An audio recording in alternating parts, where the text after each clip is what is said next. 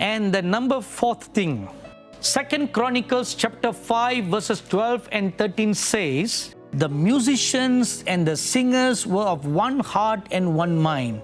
This is a problem with many ministries and many churches. There's no unity between the singers, the musicians and the worship team.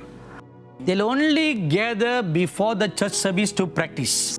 There's no fellowship or relationship with them. But if you read 2 Chronicles chapter 5 from verse 1 onward, you will read that the appointed Levites, the singers and the musicians always were gathering together to worship, to fellowship and to seek God. There was already a oneness of heart and mind between them. They were not like how it is done today, only gathering to practice a few hours before the meeting. I'm saddened to see this. This is the reason why the Shekinah glory doesn't manifest. The glory does not manifest.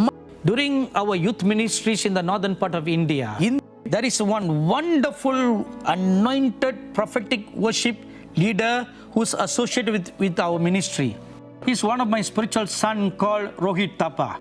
He always puts together singers and musicians 3 months before our youth meeting. And they fast and pray regularly for 3 months. They get songs from the Lord and they write out the songs and they sing and they practice. 1 week before the youth camp meeting, they all come together and they fast and pray for 7 days. And during the youth camp meeting, they are fasting and they are praying. Because of the spirit of prayer, when the worship begins, the glory of God manifests in a thick manner.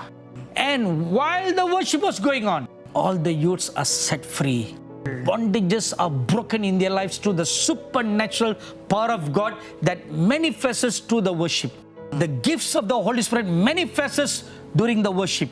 And most of the time, I always feel like a spectator in the youth meeting. I usually have no work to do because the glory of God manifests during the worship.